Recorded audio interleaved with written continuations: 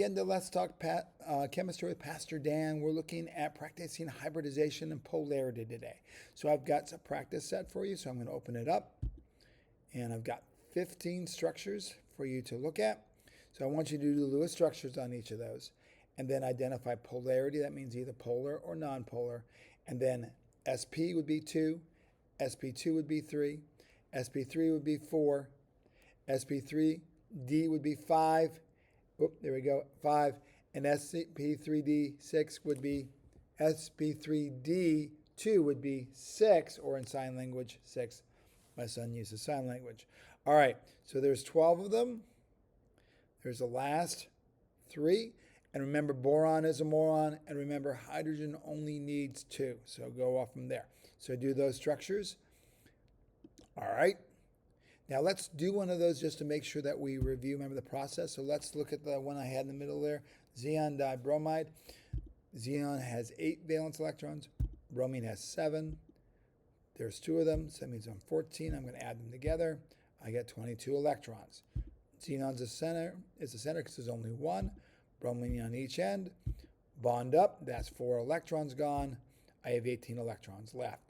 I'm going to put them on the outer end of the bromines to fill the octets. So I need 6 more. 1, 2, 3, 4, 5, 6.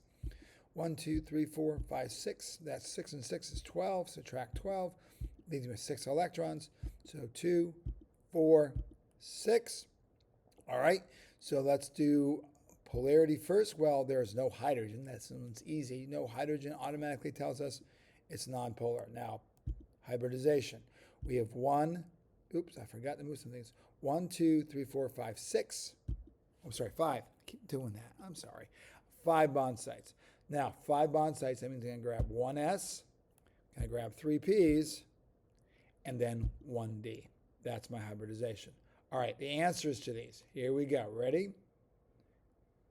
Make sure you do all the work first. This is checking at the end, so pause the video. All right, here we go. So we have our structures here. Remember boron. Oh, that's supposed to be a P. That is a P there. It just looks like a B. I'm sorry. Carbon disulfide does have double bonds on one side. It's SP. We have 4 over here. SP3. Boron's a moron. SP2. We have resonance over here. Selenium disulfide. That's SP2. We have 5, a superoctet. SP3D. And then the rest of those there, 7, 8, 9, 10, 11, 12, 13, 14, 15. Pause the video, check your work. Hopefully you did well. All right. Again, it's still Christmas time. So let's talk about the next important person that showed up who was at the Christmas story. I talked about Joseph last time. So let's talk about Mary. Equality of the sexes here. Mary was a very young lady when Gabriel came to speak to her and told her, "Behold, handmaiden of the Lord, blessed among women, you shall become the vessel of God." So imagine what that was like. I mean, this is a young kid. She's expected to be married. Most historians believe she was about 14. They married young back then. And she was all excited about getting married. And she had to make a decision. She had a choice. God always gives us a choice. My father-in-law used to always say, God is a gentleman. He never forces you to do anything. He will give you the options and tell you what he thinks you should do. And he'll give you the word, and he'll give you the spirit, and he'll give you guidance. But again, it's your decision. Mary very much had the opportunity and the right to make a choice not to receive the blessing of God. And God has done that in other situations in Scripture and just gone on to another man. Saul to David is an example. But she didn't. She understood that this was something that God was calling her to, a deeper walk. And so I encourage you, as we go through this season and every season, to look for the plan that God has for you. It may not necessarily be the plan that you have. It may not necessarily be the plan that you would want. But in the end, if you trust him, the opportunities, the blessings, the things that you go through are far greater than you can possibly imagine. The thing is not to live grudgingly, but in faith, enjoy knowing that God has greater things for you. I've often talked about my son, Seth, who doesn't speak except through sign. He can hear, but he doesn't understand words, so we have to sign to him. I've had a dream before where I've actually talked to my son.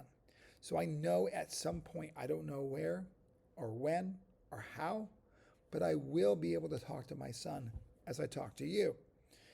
But that's in God's time.